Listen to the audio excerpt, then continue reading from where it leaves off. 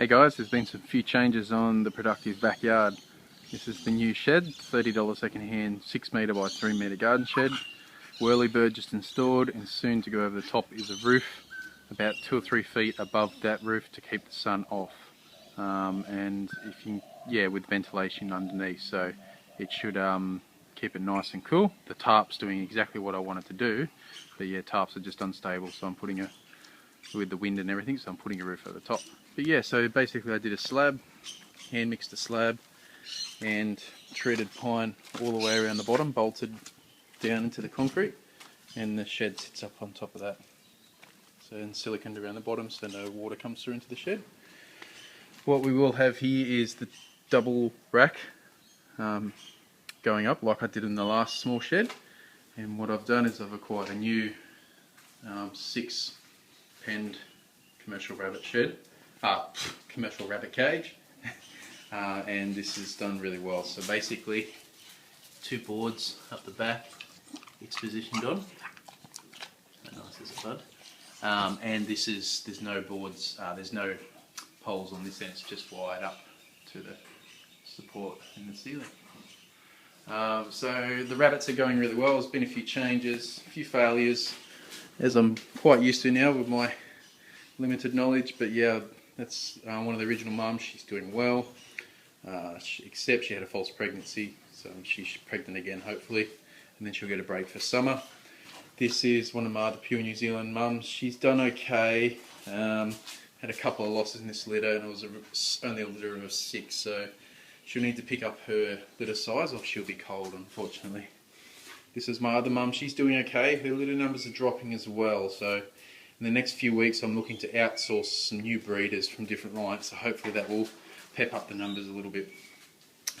Had a few sales yesterday, so a lot of rabbits are gone, but this is one of the grow out litters. They're doing really, or not really well, they're doing okay. Once again, I'm seeing a general drop across the weights, which could be a result of the mum to son, father to daughter inbreeding, and slowly the quality of the traits go down, so some serious outsourcing should solve that. And these are my 2 new Chinchilla Giganta does, so they're going to be my 2 new breeders.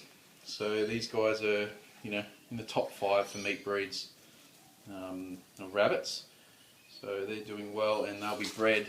The bucks are still out there, they haven't been moved out, but they'll be bred to the pure Chinchilla Giganta buck I have to get the pures to sell to people for breeding stock. And here's another New Zealand doe.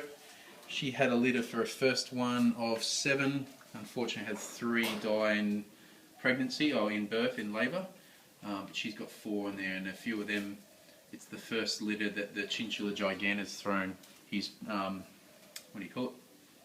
chromosome in there. So they've got 3 young little grey ones and a white one in there. So that's the setup. It's the same old story with the feeders. Really easy to do. Just the one thing I've learned is don't cut an open tray like that, because you'll have that.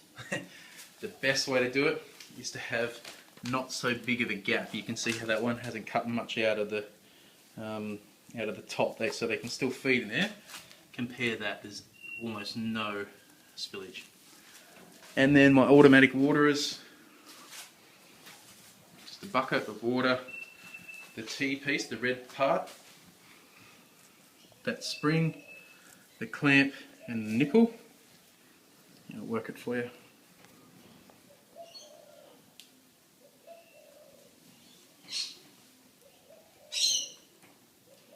That was $6 for 20 on eBay.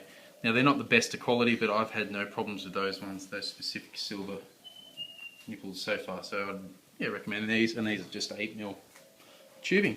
So that's the setup, guys. There's going to be one more cage in there, and same on the other side. There.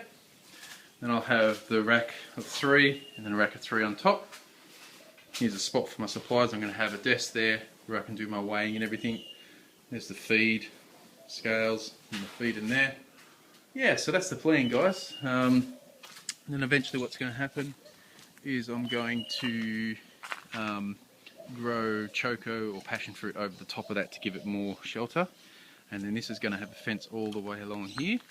And that's going to be with the mulberry tree, apple, cherry and other apple tree.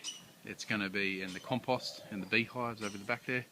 This is going to be like an orchard set up where there's free range chickens, and what they'll do is they'll have access in underneath the rabbit poo, and what they will do is scratch out all the fly larvae, which will keep the fly numbers down. They'll spread out the poo, mix it up with the carbon like the hay that falls down, and they'll generally keep the place clean and tidy, clean up any nasty little bugs like fly larvae. So that's an example of stackable produce. So your chickens are getting benefits out of the rabbits, and my garden gets benefit out of the rabbits. The poo goes to the veggie garden. So yeah, that's the plan, guys, and that's where we're up to at the moment. So hope you enjoyed it, and I'll try and do a few more updates in the near future. But thanks to everyone that subscribed, I really appreciate it, and I hope these are helpful.